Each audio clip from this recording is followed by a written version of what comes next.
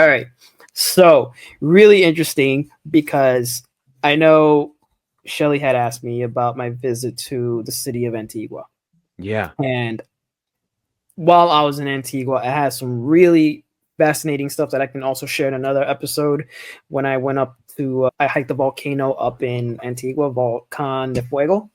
And I had a really This is in fascinating Guatemala, time right? there. This is in Guatemala. Okay. But I know she wanted to know about a particular theory, or rather view that I had about Antigua and what might have caused basically that city to be destroyed.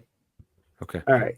So I want to make this kind of fun for you guys. I kind of want you guys to like join along with me on this because Okay. I'm gonna be like Charlie Day in that meme from It's Always Sunny in Philadelphia. You know what I mean? Where he's just like posting like, you know, those two cars on the board and like pointing out. That's gonna be me right now. Conspiracy theory board. Yeah. Yeah, conspiracy. I'm gonna go into full conspiracy theory mode, but hopefully you guys find this very, very fascinating by the end of it. All right. Sure. So let's start with the arrival of the Spanish to Guatemala. Now, from the research that I did, the first arrival of the Spanish to Guatemala was sometime in 1524. Okay. Now, keep that date in mind. Okay. Now, I know we like to talk about the Mayan Codices, right? So, Mayan Codices. I think there's about, like 4 of them left in the world. There's a really minute amount, and anything preserved for the most part, it's because there's some, I think it's Franciscan priests that tried to preserve their culture. Yeah. So that's what it was, right? So just 4 of them that are left. And so what ended up happening was that there was I think there was like a priest. I'm trying to find his name, but he basically came in, he started destroying the codices because he wanted to erase all the pagan history. So it so happens that it was Bishop Diego de Landa who organized the famous book burning in Mani, where he claimed to have destroyed 27 of those codices in that one single event. Okay, great job, bro. Yeah, so well, great job to AI, man, because AI just puts everything together for us, right? So then, with that being said, now this event happened sometime in 1562. Right. Okay. Now keep the dates together. Now about 40 years. About 40 years, right? Now that date is not as relevant as to what happened about 2 years after the arrival of the Spanish onto the land. So about in 1526, can anybody guess what occurred then? 1526. So in 1524 was when supposedly the first encounter of the Spanish with the Mayans. Yes. Right. And we're talking about in Guatemala, right? This is in Guatemala. Okay. This is around the Antigua region, which at that point, the city that the Spanish built was actually called Santiago de los Caballeros. It was not known as Antigua at that time. Okay. So in about 1526, according to the United States Geological Survey, Santiago de what was it? Sorry. Santiago de los Caballeros. Okay. So the Knights of something like the Knights of James, Knights of Jamestown, basically. Yeah. Yep. Okay. So in 1526, this is 2 years after the arrival of the Spanish.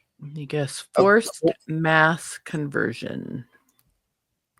Sadly not. It was the first recorded earthquake in Guatemala. Oh, interesting. Interesting.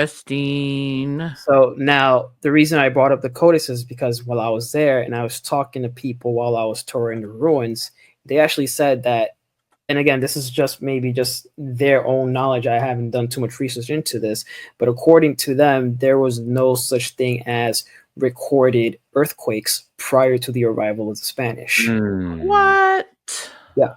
So this happened 2 years later after their arrival. So mind you, years later, they started finding out, all right, why is all these things happening? There's so much hostility happening with the Spanish and the Mayan culture there, and they're basically trying to colonize this entire area. And so from that date on, there's a series of, I guess what you will call is just natural disasters that would destroy the city. Okay, now moving on to 1541. 1541, there was a landslide that destroyed the entire city. Okay, this landslide came from Volcán de Agua. Very interesting. Volcán de Agua? The Volcán de Agua. water volcano? Water volcano. Wow. Which is really interesting because according to records, this volcano has not been active for thousands of years prior to the Spanish being there. So we have earthquakes, we have mudslides, and I'll even add this while we're at this point, at this juncture. You guys want to guess what day this happened in 1541 that this city happened to have this massive disaster? I was wondering, I was actually going to mention this to you. Was it near, was it on a solstice? The winter solstice? Close. I'll tell you what, I'll give you a hint. It's a date that's very, very synonymous with a disaster that we had about over 20 years ago. 9/11. 9/11. So yeah, well, I wish I could think of what the Hebrew, what Hebrew date that is. That's the birth of Christ, BTW. Yeah. So there you go. So this mudslide happened on September 11th, 1926. Or rather, excuse me, 1541. 1541. Okay. Me, the landslide. Yeah. Now, as I was reviewing this, and by the way, like you continue to go on through history and they continue to get earthquakes upon earthquakes upon earthquakes until they finally ended up moving and relocating towards the east of the country into what is now Guatemala City. And somewhere in about 1776, I think it was, or 1775. One of those 2 years. Wait, what? Yeah. Okay. So now we have that whole setup, right? Now this is like, and you think that's already weird. I was just doing some research this morning and something was just telling me, you know what, like I'm looking at the dates 9/11 and I'm looking at the dates of 1541. Okay. So we do some like really quick math, right?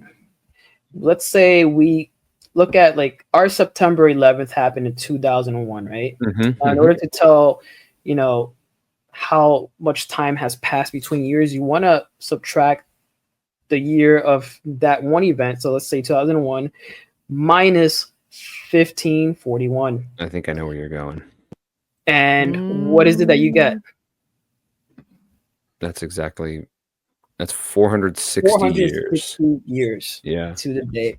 And for most of us who study numerology or biblical numerology and stuff like that, that number 46 is really interesting. Right? So I'm just going to read something really quick. And obviously we know the meaning of this, but some of the guys listening might not know this. But just for context sake, it says in the Bible, the number 46 appears in various contexts and holds symbolic meanings. It is mentioned in relation to the construction of the Jewish temple, which took 46 years, in John 2:20. The phrase 40 and 6 appears 3 times in the King James Bible, twice in Numbers and once in John. Symbolically, 46 represents a connection between the divine and earthly realms, emphasizing balance and harmony. Additionally, it is linked to genealogies illustrating. So we all know that. Now, really interesting, just to connect that there is a Mayan god within that pantheon whose name is Cobra Khan. Or Cabra Khan, excuse me. His name is Cabra Khan. Do you know what he was the god of? I can't say I do, man. Cabra Khan? Cabra Khan. Cabra Khan. I'm not going to give it away. All right. So Cabra Khan was the god of earthquakes. And mountains. Kind of getting somewhere there, right? Okay. Yeah. I know it sounds a little. I'm a little disjointed here. No. You're getting your pieces. You're good. So then, I don't know where to decide. You know, I know we're kind of just dealing in this whole realm, and we're kind of, you know, I kind of want to tie this back to scripture, and so something was telling me, why don't I just read through Psalms 46? And so I decided to go to Psalms 46. Yeah, you're sticking in the 46 vein. Yeah. And so, starting in verse 2, now check this out. Therefore we will not fear, even though the earth be moved, and though the mountains be carried into the midst of the sea, though its waters roar and be troubled, though the mountains shake with a swelling. Selah. Selah. Yeah.